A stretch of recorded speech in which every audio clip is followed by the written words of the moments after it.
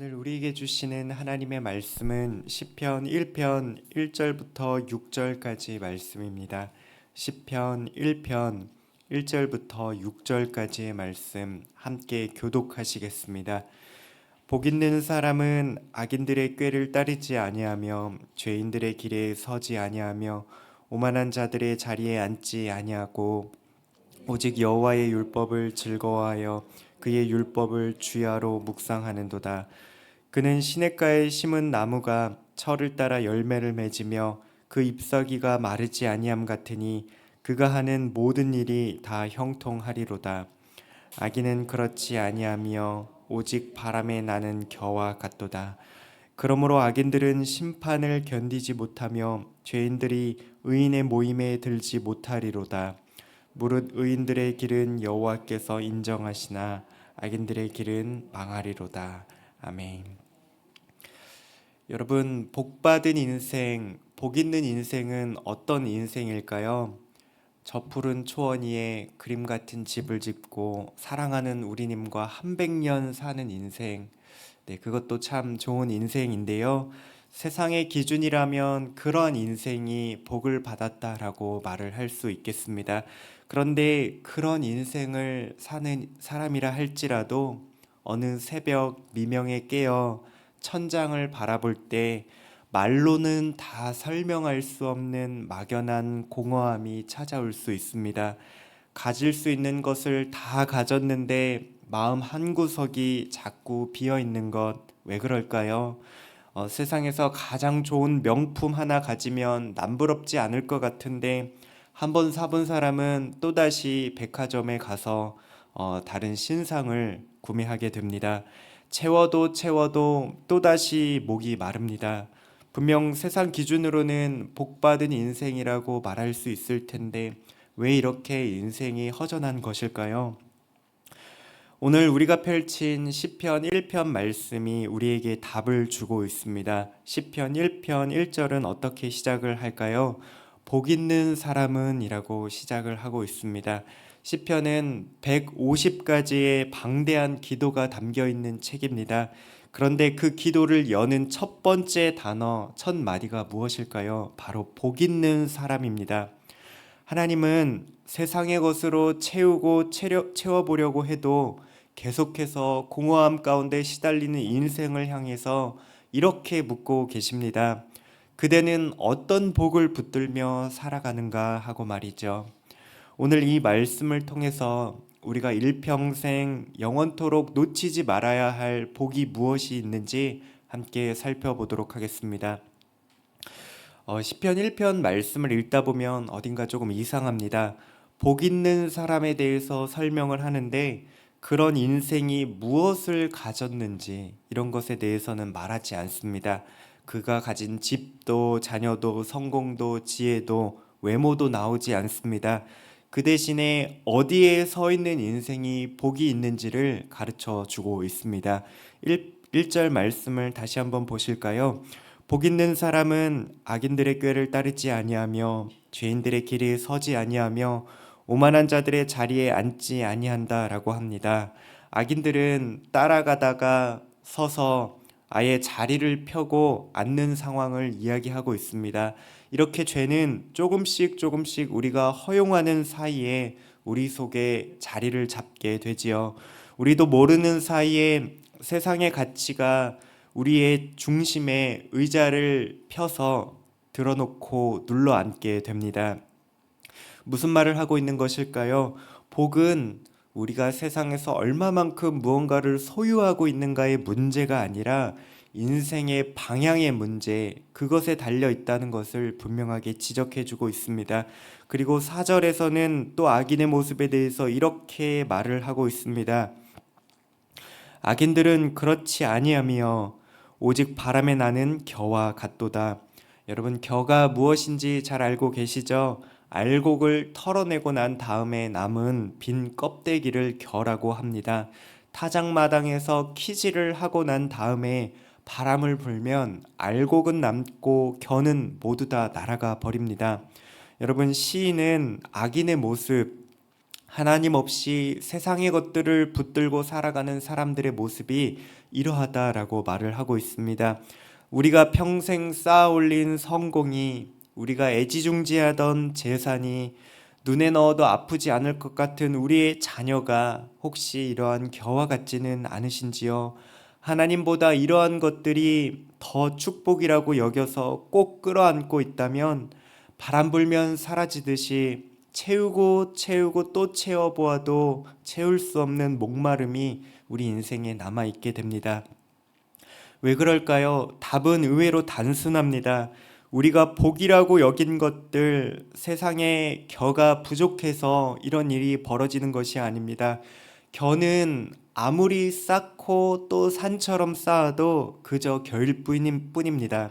겨는 바람이 불면 그냥 날아갈 뿐이죠. 겨는 단단하게 붙잡아 둘 수 있는 뿌리가 전혀 없습니다.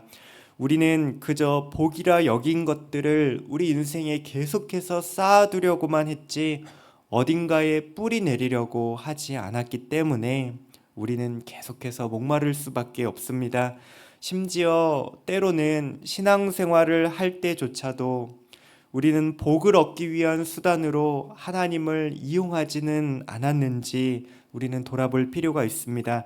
내가 이만큼 하나님 앞에 이렇게 행했으니, 내가 회개를 이만큼 했으니, 내가 기도를 이렇게 오래 했으니, 또 선을 많이 행하고 헌금과 봉사를 이만큼 했으니 하나님이 이제 나에게 복 주실 차례가 아닐까, 이렇게 신앙생활을 하고 있지는 않으신지요? 도대체 얼마나 종교 생활을 우리 삶에 채우고 채워야 하나님으로부터 우리가 원하는 것을 얻어낼 수 있을까요? 문제는 죄인인 우리가 하나님의 기준을 하나님 앞에 설 때에 결코 우리의 노력으로는 만족시킬 수 없다는 사실에 있습니다. 그러한 노력으로는 우리의 갈증을 조금이라도 해결할 수 없게 되지요. 우리의 이러한 끝없는 갈증을 해결하고 참된 복을 살아가기 위해서는 어떻게 해야 할까요? 3절입니다. 그는 시냇가에 심은 나무가 철을 따라 열매를 맺으며 그 잎사귀가 마르지 아니함 같으니 그가 하는 모든 일이 다 형통하리로다. 여기서 우리가 주목해 보아야 할 표현은 심었다, 심겼다라는 표현입니다. 원문을 따라 정확하게 읽어보자면 내가 스스로 심은 것이 아니라 누군가에 의해서 심겨졌다라는 수동 표현입니다. 자신의 노력으로 시냇가에 찾아가서 스스로 뿌리를 내린 것이 아니지요. 누군가가 옮겨다가 나무를 심어다 놓았다라고 말하고 있습니다. 그 누군가가 누구일까요? 바로 하나님이십니다. 사랑하는 성도 여러분, 이것이 바로 복음입니다. 참된 복은 내가 수행과 노력을 통해서 도달한 성취를 통해 얻는 것이 아닙니다. 어떤 대가를 지불하고 얻어내는 공로도 아닙니다. 참된 복은 하나님이 먼저 우리를 죄악의 구렁텅이에서 건져내셔서 마르지 않는 생명의 샘가로 시냇가로 저와 여러분을 옮겨 심어주신 그 은혜에 있다는 것을 기억해야 합니다. 세상은 이렇게 말합니다. 더 가져야 한다. 더 채워야 한다. 옆에 있는 사람에 뒤져서는 안 된다. 더 좋은 성적, 더 좋은 외모와 스펙이 필요하다라고 말을 합니다. 그러나 하나님은 말씀하십니다. 세상 것을 바라보며 쥐려 했던 손을 펴라. 내가 너희에게 이미 마르지 않는 시냇가에 너희를 심어 두었노라 라고 말씀하십니다. 그렇습니다. 예수님이 십자가에서 피 흘리실 때 우리는 이미 그분께로 접붙임을 받게 되었습니다. 우리는 하나님 안에 심겼습니다. 우리는 아무런 공로도 없이 거저 은혜로 하나님께 뿌리 내리게 되었습니다. 다시 한번 말씀드립니다. 인생의 복은 소유의 문제가 아니라 방향의 문제입니다. 무엇을 바라보고 붙들고 어디에 뿌리 내렸는가, 이것이 바로 인생의 갈급함을 해결할 수 있는 핵심이라고 오늘 말씀이 우리에게 가르쳐주고 있습니다. 그렇다면 시냇가에 심긴 나무는 이제 어떻게 무엇으로 살아갈까요? 2절 말씀을 보시겠습니다. 복 있는 사람은 오직 여호와의 율법을 즐거워하여 그의 율법을 주야로 묵상하는도다. 여러분, 여기에서도 우리가 주의해야 할 점이 있습니다. 우리가 말씀을 열심히 잘 읽었기 때문에 복이 있는 것이 아닙니다. 반대입니다. 말씀이 우리를 살리고 말씀이 우리의 삶을 복되게 하고 말씀이 우리의 삶을 풍성함 가운데로 인도하는 것입니다. 마치 시들어가는 나무에 식물에 물을 주면 그 물이 식물 안으로 들어가서 다시 생기를 주는 것과 같습니다. 따라서 우리가 말씀을 읽는 것은 생명의 신의 뿌리를 내리고 말씀이라는 양분을 받아들이는 것과 같은 이치라고 보시면 되겠습니다. 사랑하는 성도 여러분, 우리 인생은 원래 겨와 같았습니다. 수시로 인생의 고난이 찾아오고 바람이 불면 날아갈 것 같은 그런 인생처럼 우리는 수시로 흔들리고 다 가지고 더 가져도 목말라서 잠을 이룰 수 없는 밤이 너무나도 많았습니다. 그런 인생을 하나님께서 세상에서부터 건져다가 하나님의 시냇가에 심어 주셨습니다. 이제 우리는 겨가 아니라 시냇가에 심긴 나무로 사는 인생이 되었습니다. 철을 따라 열매를 맺으며 잎이 마르지 않으며 심판날에도 고난 속에서도 흔들리지 않고 하나님께 뿌리 내려서 살아가는 그런 인생, 그런 나무입니다. 그러니 기억하십시오. 우리는 하나님께 복을 얻어내는 것이 아닙니다. 하나님이 우리의 삶을 복되게 하십니다. 그분을 붙드는 것, 그분께 뿌리 내리고 살아가는 것, 그 삶 자체가 바로 복이다라고 말을 하고 있습니다. 우리가 말씀을 지키는 것이 아니라 말씀이 우리의 삶을 지켜주십니다.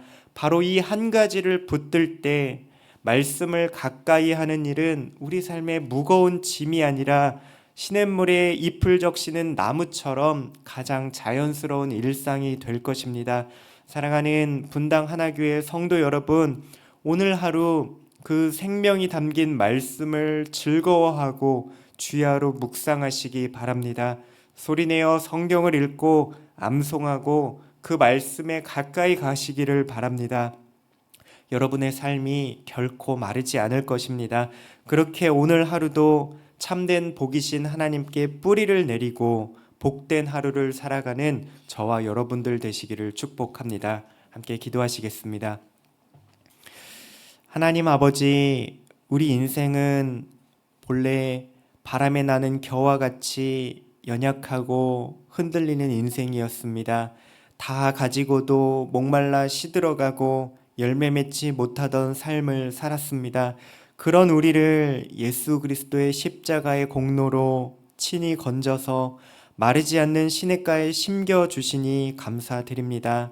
이것은 우리의 공로가 아님을 기억하게 하시고 날마다 생명을 주시는 그 하나님의 말씀을 즐거워하며 주야로 묵상하는 하나님의 백성 되게 하여 주시옵소서. 우리가 말씀을 지키는 것이 아니라 하나님의 말씀이 우리의 삶을 지켜주심을 믿습니다.